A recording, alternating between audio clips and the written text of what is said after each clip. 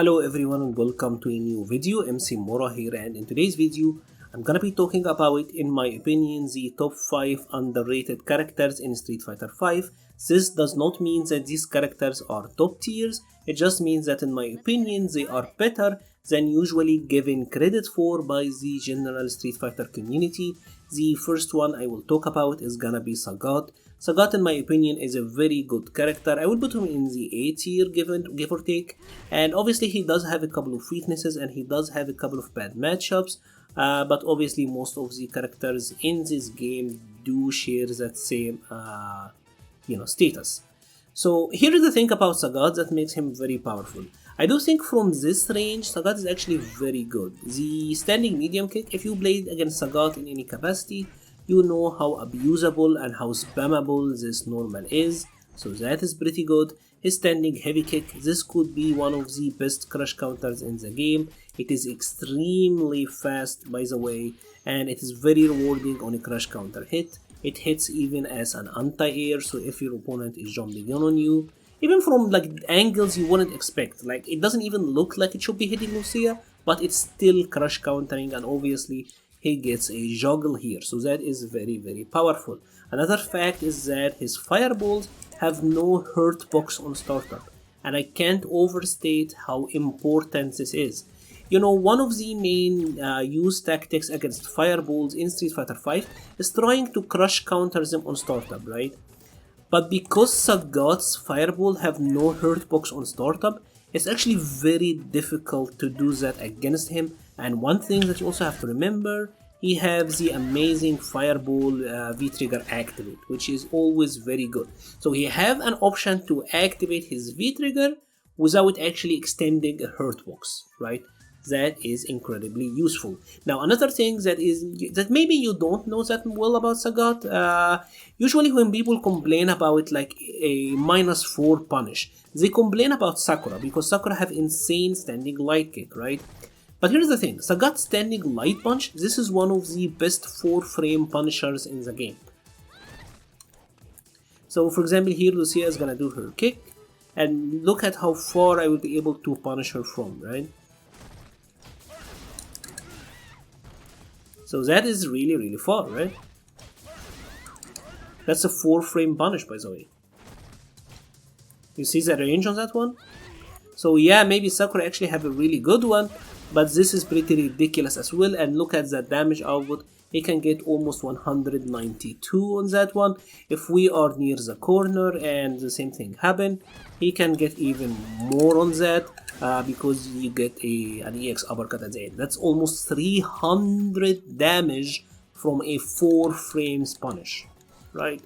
So that is criminally underrated as well, in my opinion. Another thing that is usually complained about with Sagat is the fact that his cross-cut uppercut will usually whiff from some angles. So this might happen, right? This is one of the most common complaints that I see about Sagat. And I do get that this is obnoxious, but in all honesty, if it doesn't work, instead of complaining that the tool doesn't work, maybe use jumping back jab, maybe use jumping back medium punch. He already have really good jumping air-to-air normals. This is one of the things that I see Guile players really good at, right? A lot of Guile players are really good at using a variety of anti-airs. Most Sagat players are hell-bent on just anti-airing with uppercut. Again, if there is a dead zone or a dead spot, then maybe use some of the other tools like jump back jab or jump back medium punch. These are really good. The other complaint that I hear all the time is that Sagat have no comeback factor, right? If he is down on life, it's very hard for him to make a comeback, and that is true to a certain extent, right? That extent is the fact that if he have V-trigger 1 and if he have full meter, this is one standing heavy punch that actually have 16 frame cancel window, so it's very hit confirmable, and that was 560 damage from a single standing heavy punch, right? That is almost 60% on a character like Lucia. So saying that Sagat have no comeback factor is extremely disingenuous in my opinion. That's not really true. You are selling it way too short. Again, Doesn't mean that the character is amazing. I'm just saying that he actually have really amazing strengths that make him really good. Maybe obviously for tournament play on these really awful matchups, you can use a sub, but in my opinion, Sagat is a lot better than giving credit for. Now, the second character that I usually see not given enough credit is Dan. And a lot of the recent tiers list, they are putting Dan at the bottom of the tiers list, usually alongside Rose, maybe Gil. And I just fail to understand that, to be honest, because I think this character is extremely solid. First of all, his neutral is actually pretty nice. Obviously, doesn't have the best fireball, but he does have good walk speed. He does have decent whiff punishes. This crouching medium kick, this have a 15 frame cancel window, so you can kinda hit confirm it to the EX dash punches or the EX rush punches launcher thing. So that's actually pretty nice. Even you can do it to the regular one if you want. That is actually pretty good. He does have a true invincible aerial or anti-air, and many of the lower tier characters would kill, like Gil or Rose. They would kill to have this uppercut. Obviously you can cross cut with it as well, so it is actually a very fantastic tool. And certainly we have all played against Dan and we know how good his pressure is, right? Now the thing about Dan is that he is a lot of work. You have to do so much with Dan to win, but I don't think that means that the character is bad, right? Having to work harder a little bit than other characters doesn't make the character bad. As an example, I do think, for example, that Yuri works a little bit harder than Cammy, but he is still a high tier character just as much as Cammy, right? I don't think they are mutually exclusive. Obviously, his V skill 2 pressure is fantastic. We all had to play against that, full of frame traps, full of potential. Obviously can feint a lot with it, as you can see, and it is generally pretty good. Again, it does require some execution, but doesn't mean that it's bad, and you have to consider that not many characters in the game can actually convert on the neutral like that. Like that is actually very special in Street Fighter V, right? And even regardless of his V-Skill 2, his V-Skill 1 actually also gave him a lot of really good options. Let's say for example here that Kage is gonna jump at us. Obviously again have the Dragon Punch, but one of the good things is that you can cancel it into the V-Skill 1, which in turn means that you can cancel into the V-Trigger 1. And look at this, that is 272 damage from a meterless or from a true legitimate anti-air uppercut, right? Many of the characters in the game can't do something like that. Like yeah, maybe some characters like G or Gil can get some decent combos out of their anti-airs, but they are not invincible uppercuts. They're not gonna cross-cut into it, right? Like this is honestly some amazing utility. A little bit overlooked in my opinion, and I do think his V skill 1 is underexplored in general, but I do think it is pretty good. I'm not saying he's a top tier character, but he's far from being weak, and I do think he's far from being one of the worst in the game. So up next we have the characters that I made the most recent guide for, and that is Yuri. Yuri is one of these characters that is usually talked about as being really weak or like a low tier character. But after spending some time with Yuri, I honestly feel like she's a lot better than usually given credit for. I would say she's at least a solid mid-tier character. There are a couple of things to Yuri that I do think are very good. In general, her mobility is amazing. The screen control with the light kick fireball is actually a lot better than it appears. Like for example, this actually stops Honda's headbutt, which was a very big surprise to me. I didn't expect it at all. It is a pretty hard projectile to bypass from my experience. She actually in the right conditions can do a lot of damage, so that is very good. There are some even niche things like her crouching or jumping light kick, like this being +5 on hit, so you actually get a target combo into store into an uppercut like that. Usually most characters who have cross-up lights like that, they aren't plus enough to combo into mediums, but she is. She have really good anti-airs between standing heavy, crouching heavy, the uppercut, jumping medium punch, and the air throw, so an anti-air for every angle. The V-trigger is actually pretty powerful. one of the most common mistakes that I see Yuri players do is absolutely burn through their V-trigger in a single combo like that. And I get it, they do look cool and you wanna capitalize on the damage, but also the V-trigger itself, just by existing, gives Yuri a really cool option, or at least a set of options. You have to realize that this dash is insane and this doesn't consume V gauge at all, especially when you consider that her throw game, even mid-screen, is actually really good, right? Like that throw game mid-screen here is actually amazing, and obviously you can get conversions like these if you shake them low. Again, because you are so dominant from this range, because of the dash, maybe they will whiff stuff, so you're gonna be using a lot of standing medium kick to whiff punish, and if you happen to see that you whiff punish something, you can cancel into the heavy kick store if you have super on deck. Honestly, this is some decent damage for a whiff punish. Her mobility is already good, and this dash just put her over the top. So there are a couple of strategies here that you can actually exploit with the V-trigger. You don't have to burn it very quickly. Again, the sweep into V-trigger dash, that is pretty good. You can see this was +5 on block. That's actually pretty insane. So she does have a lot of really good qualities. I get that there is a couple of struggles with Yuri. She's one of the characters where you'll have to be a little bit active, you'll have to do a lot of charging, a lot of storing, a lot of moving back and forth and all of that.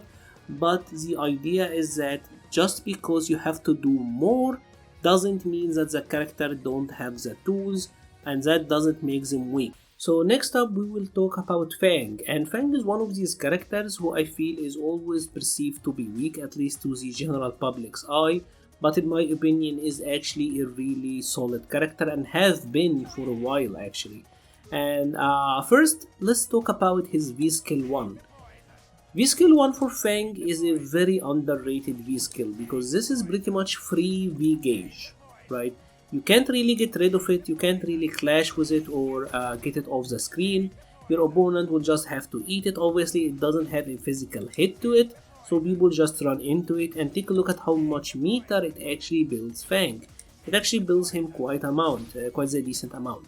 This means that Fang get 2 V-trigger activations per round, right? And actually having 2 activations per round as consistently as Fang does is actually pretty amazing. More so when you consider that his crush counters actually do a lot of V-gauge building as well. Like the heavy punch, this is 7 frame startup, mid hitting special cancelable crush counter. By the way, this is one of the better crush counters in the game. This normal is very abusable. His sweep build a ton of V-gauge as well. It's one of the longer sweeps in the game. Kinda deceptive how long it actually reaches. Many of the Fang players love to use it a lot. It's actually really good.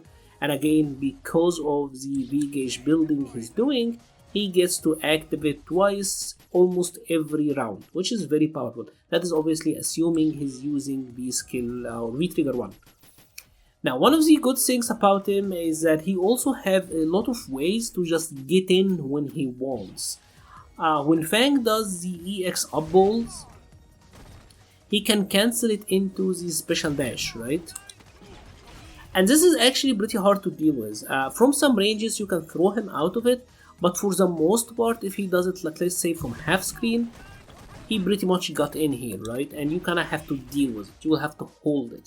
While if he sets up his zoning, it's actually a lot harder for many characters to get in on him, right? So he has the I'm just gonna get in now, while it's actually hard to get in on him.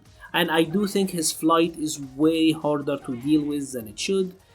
I do think that him being able to do it from jumping back, especially if he fly high like that, it's actually really hard for many characters to deal with. It sets up a very weird and unorthodox aerial interaction in my opinion. It's something that most players actually struggle against from my experience. You also have to consider that poison doesn't actually reduce the gray damage, like your opponent can't recover the gray damage. So when you put all of the tools together, like the fact that he can do something like this, right? Look at how much gray damage he's building. That's actually pretty amazing. Have an instant overhead that is one of the better ones in the game because it's a medium, so it actually does a lot of damage. So I do think he have a lot of strength. He's one of the characters that you see a player like Daigo actually doing really well with recently. And one thing that's also important to remember, when he is in V-Trigger, you get to special cancel without having to charge. So even something like his down forward heavy punch, this attack with this range actually become cancelable. So maybe they are doing this a lot, but still this is actually really good as well, right? So in my opinion, character that is a lot stronger than initially appears to be. Maybe to the untrained eyes he doesn't seem that special, but once you actually understand the game more and understand how powerful his neutral game actually is, Fang is honestly a lot powerful than he seems. Now finally we are gonna be talking about Mr. Claw or Vega, and Vega is one of these characters again who has this aura about him of being weak, or a general perception that he's a weak character. Although I do think in the recent seasons he's actually been pretty powerful. I would say ever since season 4 when they gave him this V-skill 2, I'm a big believer in this V-skill, and now because of V-shift I do think he is better than ever. There was a recent set between Punk and Gashikun, where Punk pretty much destroyed Gashikun 5-0 with Vega against Gashikun Rashid, and this is like Capcom Cup winner Rashid, right? It's not like any random Joe. So he's certainly a capable character and have been having success in tournament in the recent seasons. The thing about Vega is that his main weakness was not having a reversal. He didn't have any invincibility. But now he actually has this V-skill 2, which is pretty much an invincible backdash. The kick follow-up is only -6 on block, so it is actually tricky for many characters to punish, especially given its range. Like as you can see, this one was even spaced to be -4, so it can be pretty difficult to punish depending on the character and the range it used from. If he happened to land it, at least a sweep is guaranteed, so he get a good knockdown on it. Obviously can use it to activate V-trigger, either 1 or 2, that one is pretty nice. Now you also have to consider the V-shift, he have a 3 frame, the regular backdash, and you have a good set of options, especially since Vega also have a quite unique V-reversal that is hard to punish. So now I do think his defensive options are pretty solid. His neutral have always been good in my opinion. The medium punch is pretty hard to deal with, and the crouching medium punch is pretty solid as well. As Punk showed us, using the sweep to wave punish is also pretty viable at the moment. And generally he's also one of the characters with really high damage output. Vega always had really good damage. Like for example a jumping combo like that with him with 1 bar. That is 350 damage, that's actually quite a lot for a 1 bar, and 550 stun almost, that's actually pretty nice. And set up an OK situation, so that's pretty good. And recently they gave him the Sky High Claw. And there is a lot of cheese moves in Street Fighter V, especially online like Poison EX Overhead. There are many attacks who are like cheesy, like you know they work because we are in a laggy environment, and this is the king. And the reason that this is so good isn't that the attack can hit from the front or it can hit as a cross up. This is actually very powerful, especially like in the corner like that. It can be like an almost online unblockable. Like I swear if you are in the corner like this is almost an online unblockable. But the fact of the matter is he can actually V-trigger cancel it if he has the V-trigger 1. So if we put V-trigger 1 here, he can V-trigger cancel this and actually lead to a lot of damage. Like this could lead to a ton of damage. So he have a cheese attack that is very damaging. Certainly if you ever played against Vega, you know how powerful his dash to command grab is, because he does have very good movement, good jumps, the slide, so he does have a lot of really good online tactics as well. So the character can be played solid, can be played extremely randomly, does good damage, have a lot of cheese tactics or surprise potential. And with the game now favoring a more neutral approach, I do think he is in a good place. And honestly, this V-skill, I can't state enough how good I think it really is, right? I do think it is one of the better V-skills in the game. Not saying that Vega is a top tier, nerf Vega please, but I'm saying he is pretty powerful. In my opinion, at least a solid mid tier. And that is pretty much it for today's video. If you have enjoyed this video, please leave a like or a comment. Let me know your thoughts in the comments below. Which characters do you think is strong but not really perceived to be so? Or maybe which characters that I did mention that you think isn't as good as I said. I would love to hear your thoughts below. I will be leaving a link to the Patreon page and the Discord servers page in the description. Thank you very much for watching and stay safe.